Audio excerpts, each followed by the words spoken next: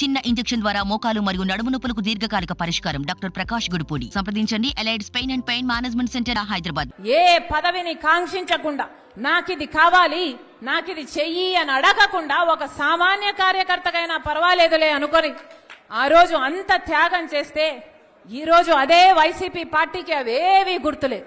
ఈ రోజు వైసీపీ పార్టీకి, వాళ్ళ క్యాడర్కు, వాళ్ళ సోషల్ మీడియాకి అసలు నేను ఒక మహిళనని, వైసీపీ పార్టీ కోసం ఎన్ని త్యాగాలు చేశానని, రాజశేఖర రెడ్డి బిడ్డనని గాని, వాళ్ళకింత మేలు చేసిందానని గాని ఈరోజు ఒక్కటి కూడా గుర్తు పెట్టుకోలేదు.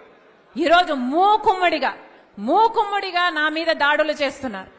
సిగ్గు ఎగ్గు లేకుండా, ఉచ్చం నీచం లేకుండా వ్యక్తిగతంగా నన్ను టార్గెట్ చేస్తున్నారు.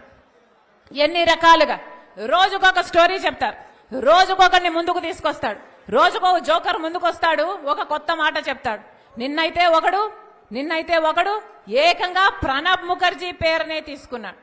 ప్రణబ్ ముఖర్జీ ఆయనకు చెప్పాడట, నా భర్త అనిలు సోనియా గాంధీ దగ్గరికి వెళ్ళాడట, ఆయనకు పదవీకాంక్ష అప్పటి నుంచే ఉందట, పదవీకాంక్ష ఉంది కాబట్టి అక్కడ సోనియా గాంధీతో నా భర్త చెప్పాడట, షర్మిలమ్మను ముఖ్యమంత్రిని చేయండి, మేము కాంగ్రెస్ పార్టీని బలోపేతం చేస్తాము, జగన్ జైల్లో పెట్టండి అని నా భర్త ఆయనకు చెప్పాడట. ఏమైనా అర్థం ఉందా అని అడుగుతున్నాం. ఇప్పుడు ప్రణబ్ ముఖర్జీ గారు లేరు చెప్పటానికి.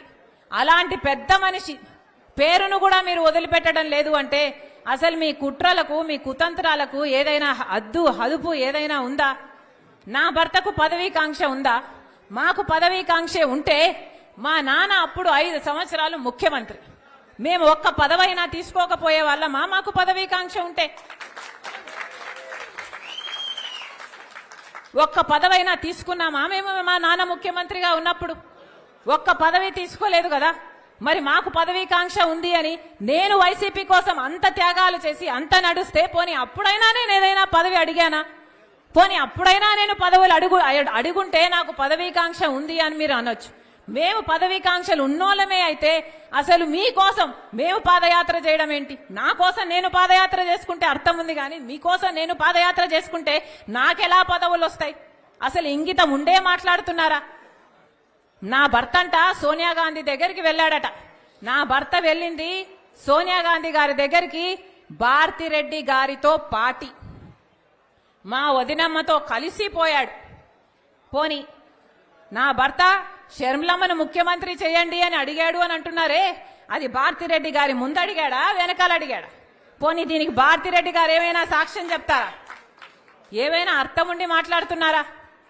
పోనీ ప్రణబ్ ముఖర్జీ గారు చెప్పారంటున్నారే, ఆయన ఆన్ రికార్డుగా ఎక్కడైనా ఈ మాట మాట్లాడా? ఎక్కడా మాట్లాడలేదు. ఆయన ఇప్పుడు చనిపోయాడు, బదులు చెప్పడానికి లేడు కనుక ఆయన పేరు తీసుకుంటున్నారు. పోనీ ఆయన కొడుకు బతికే ఉన్నాడు, ఆయన కొడుకు ఉన్నాడు, పోనీ ఆయన కొడుకు చేత అయినా చెప్పించండి మీరు, మీకు దమ్ముంటే, మీది నిజమైతే. చెప్తున్న ఒక్క మాట మీరు రుజువు చేసుకోలేరు. ఇష్టం వచ్చినట్లు జోకర్ల చేత, ఎవడి చేత వీలైతే వాడి చేత ఏది కావాలంటే అది మాట్లాడిస్తున్నారే. ఉచ్చం నీచం అవసరం లేదా? ఆడపిల్ల అన్న ఇంగితం కూడా లేదా? వ్యక్తిగతంగా టార్గెట్ చేస్తారా?